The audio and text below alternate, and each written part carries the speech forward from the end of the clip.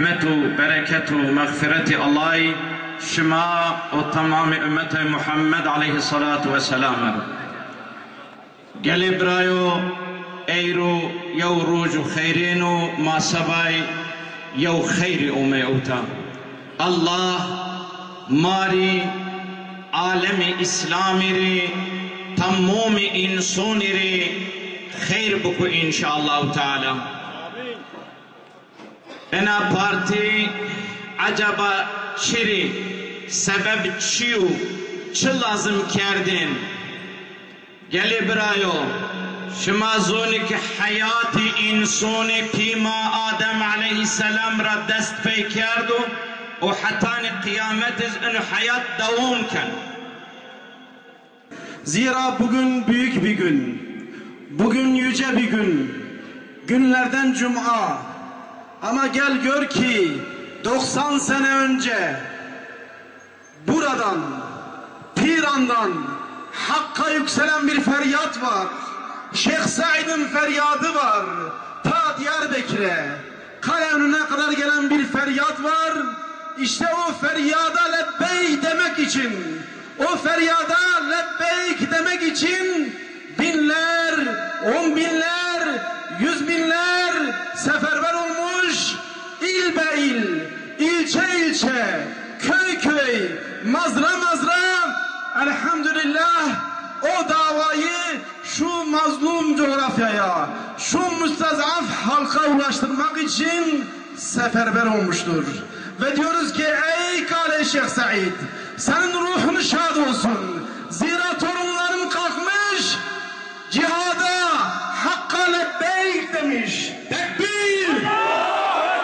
Tekbir! Tekbir! Değerli Piran halkı, Dicle halkı, bugün burada Hür Dava Partisi'nin, Hüdapar'ın Dicle Piran ilçe teşkilatını açmış bulunuyoruz. Burada teşkilatımızı açmak bizim için bir şereftir, bizim için bir onurdur. Çünkü burası Şeyh Said'in kıyamının merkezidir. Burası Şeyh Said'e destek vermiş, arka çıkmış, onunla beraber yol yürümüş olan bir şehirdir. Bundan dolayı burada teşkilat açmak, burada sizlerle beraber olmak ve sizlere hizmet etmek bizim için bir onurdur, bir şereftir. Biz partimizi kurarken diğer mevcut olan partiler gibi mal, mülk, dünya sevdası için bu partiyi kurmadık. Bizim partimizin bir mefkuresi var, bir düşüncesi var, bir davası var. Ve bundan dolayı bu davanın partisidir, bu mefkurenin partisidir.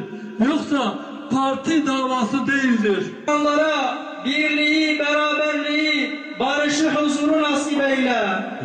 Allah'ım Filistin'de, Arakan'da, Myanmar, Mısır, Suriye ve dünyanın dört bir yanında zulüm altındaki Müslüman kardeşlerimize yardım et. Onları zalimlere karşı muzaffer eyle ya Rabbi. Amin. Allahümme salli ala seyyidina Muhammedin ve ala alihi ve sahbihi ve sellim.